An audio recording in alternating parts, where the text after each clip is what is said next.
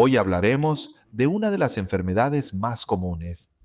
Actualmente infecta a una de cada 4 personas. Causó una de cada 7 muertes en Europa y América, y en 2021 mató a 1,6 millones. Es una enfermedad ligada a la pobreza que afecta a personas con sistemas inmunológicos débiles y causa tos sangrienta característica.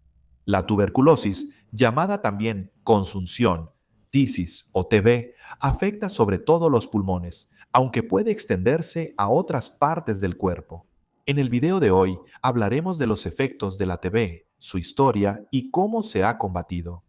Quizás sea útil abordar primero la impactante estadística al inicio del video.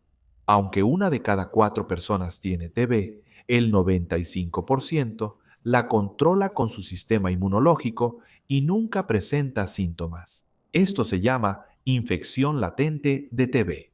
La mayoría de las personas pueden evitar que las bacterias se reproduzcan gracias al sistema inmunológico. El Mycobacterium tuberculosis se transmite por el aire. Al inhalarse y llegar a los pulmones, el sistema inmunológico actúa. La bacteria es un organismo astuto. Una vez en los pulmones, los glóbulos blancos especializados, conocidos como macrófagos, envolverán a la bacteria con el objetivo de descomponerla. La bacteria de la tuberculosis va un paso por delante y evita ser disuelta. En su lugar, se reproducirá en el macrófago, causando una infección aislada y controlada. Si la bacteria se reproduce, puede superar al macrófago y matarlo, lo que requerirá más glóbulos blancos para combatir la infección. En personas con el sistema inmunológico debilitado, la infección puede aparecer y causar síntomas. Los síntomas de una infección pulmonar son tos fuerte prolongada, dolor de pecho y expectoración de sangre. El paciente también puede tener pérdida de apetito, escalofríos, fiebre y debilitarse. La persona suele palidecer y sentir cansancio extremo. En el 20% de los casos, la bacteria puede diseminarse fuera de los pulmones y causar más daño. Puede dañar los riñones, los huesos, el sistema linfático y el sistema nervioso central.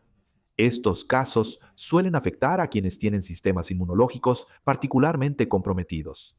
Como se mencionó anteriormente, la bacteria de la tuberculosis se transmite por el aire. Cuando una persona con síntomas tose, habla o respira, libera la bacteria al aire. Las personas con tuberculosis latente no transmiten la bacteria.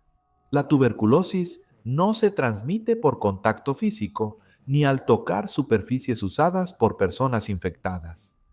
La bacteria de la tuberculosis es resistente, sobrevive en superficies secas mucho tiempo y soporta desinfectantes débiles. En cuanto a la historia de la enfermedad, hay evidencia que data desde el período neolítico, es decir, alrededor del año 5800 a.C. A partir de exámenes realizados a una momia egipcia, Lady Urtiasanu, se reveló que probablemente sucumbió a la tuberculosis, con evidencia de infección en los huesos de sus muslos, tejido en sus pulmones y vesícula biliar. Esto solo fue posible porque muchos de sus órganos internos no fueron retirados durante el proceso de momificación.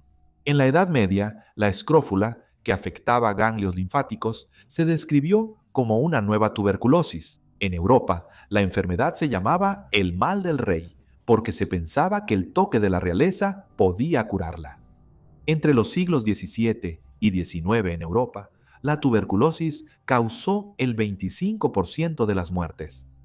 En 1720, el médico inglés Benjamin Martin propuso por primera vez la causa de la tuberculosis. Él pensaba que la infección era causada por criaturas vivientes maravillosamente diminutas. Postuló que para evitar infecciones, los no infectados debían evitar convivir con los infectados. En Nueva Inglaterra, la tuberculosis se asoció con vampiros y surgieron explicaciones fantásticas. Como la tuberculosis eliminaba familias enteras uno a uno, surgió la creencia de que los fallecidos por esta enfermedad atacaban a sus familiares vivos, describiéndola como una bacteria con colmillos.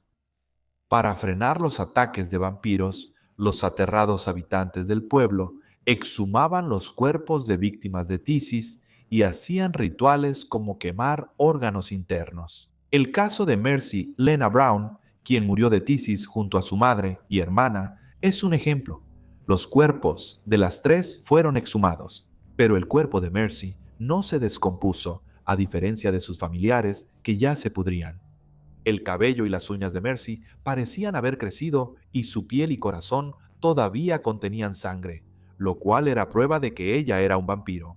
Esto se explica por el frío que conservó su cuerpo, pero aún así, quienes se reunieron le arrancaron el corazón a Mercy y lo quemaron.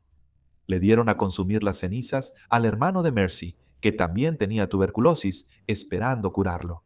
Entre los siglos XVIII y XIX, la tuberculosis causó una epidemia en Europa y millones de muertes. Como suele pasar, los más pobres fueron los más afectados.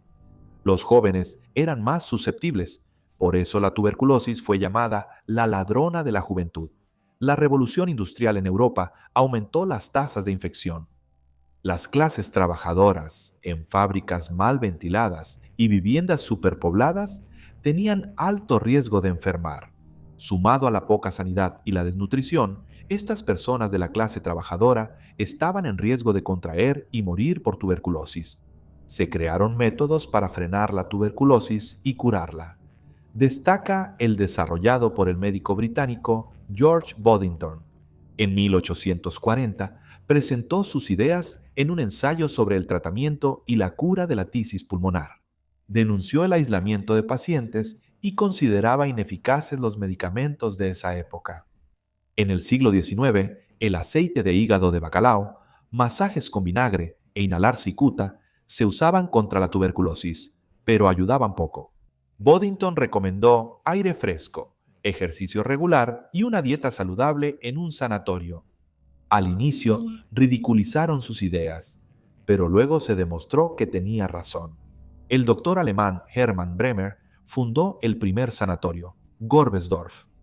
Al mostrar muchos éxitos, este método se volvió el tratamiento estándar para la tuberculosis. En 1882, Robert Koch identificó el Mycobacterium tuberculosis responsable de la enfermedad.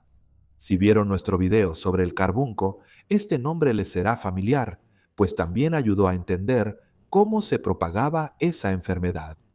Koch intentó crear una cura para la tuberculosis con la tuberculina, un líquido estéril de cultivos bacterianos. La tuberculina no funcionó como cura, pero sí como prueba diagnóstica, ya que al inyectarla en un paciente infectado, el área se eleva y se hincha. Este avance fue clave para detectar la tuberculosis y descartar otras enfermedades. Koch obtuvo el Nobel en 1905 por su investigación sobre la tuberculosis. En 1921, Albert Calmet y Jean-Marie Camille Guérin desarrollaron la vacuna BCG mientras trabajaban en el Instituto Pasteur. Sin embargo, no estuvo libre de controversia ni escepticismo, lo cual creció tras el desastre de Lübeck. Entre 1929 y 1933, 251 niños fueron inoculados con dosis contaminadas de la vacuna BCG.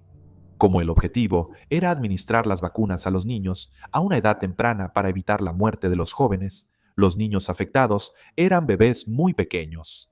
72 personas que recibieron la vacuna contaminada murieron. Se investigaron los casos y los responsables de la contaminación fueron sentenciados por homicidio negligente. La vacuna tardó en aceptarse, pero ha sido efectiva. Durante los últimos 80 años sigue siendo la vacuna más utilizada y tiene un efecto protector documentado tanto contra la meningitis como contra la tuberculosis en niños. El tratamiento de la tuberculosis avanzó en 1943 con antibióticos efectivos. Selman Waksman, Elizabeth Budgie y Albert Schatz descubrieron la streptomicina, medicamento que trata la tuberculosis, fiebre por mordedura de rata y endocarditis. Waksman se atribuyó casi todo el crédito por el descubrimiento, y a Elizabeth Budgie le dijeron que no era relevante que su nombre estuviera en la patente, pues algún día se casaría y tendría familia. Waksman fue el único en recibir el Nobel de Fisiología y Medicina en 1952 por este hallazgo. Schatz demandó a Waksman y obtuvo un acuerdo monetario y el 3% de regalías. Elizabeth Budgie solo recibiría el 0,2% de las regalías junto con otras personas que también contribuyeron al descubrimiento. Aunque fue complicado, esto redefinió cómo asignar el crédito en los descubrimientos científicos. Desde entonces, se han creado varios medicamentos para tratar la tuberculosis. Isoniazida, piracinamida, etambutol y rifampicina se usan como un cóctel de 4 fármacos para tratar la tuberculosis sensible. La tuberculosis está presente en todos los países, pero solo es endémica en algunos. Actualmente, representa la mayor amenaza en el mundo en desarrollo. La mayoría de muertes e infecciones afectan a niños. El hacinamiento y la desnutrición siguen siendo factores clave en la propagación de la tuberculosis. Las personas con sistemas inmunológicos debilitados, como quienes tienen VIH-Sida, son más propensas a enfermar de tuberculosis, una de las principales causas de muerte en quienes viven con VIH. En 2018, la ONU y la OMS unieron a los Estados miembros para confirmar su compromiso contra las epidemias de tuberculosis. Esto se logrará administrando tratamientos preventivos a unos 30 millones de personas y aumentando la financiación para investigación. Aunque las tasas de tuberculosis están disminuyendo, la lucha contra la tuberculosis está lejos de terminar. Por ahora, la tuberculosis sigue siendo una de las amenazas más mortales para muchos en el mundo en desarrollo. Ha sido una enfermedad que ha causado millones de muertes, pero en gran parte del mundo desarrollado ya es cosa del pasado. Como suele ser el caso en estos videos, aún queda mucho por hacer para vencer la enfermedad y quitarle su estatus de epidemia. Otra vez, la disparidad y desigualdad impulsan las infecciones. Los invito a informarse sobre las acciones contra la tuberculosis. Aunque parezca una enfermedad del pasado, sigue siendo una amenaza real para muchos. Los dejaré con una estadística aterradora. En promedio, cada día mueren más de 4.000 personas por tuberculosis.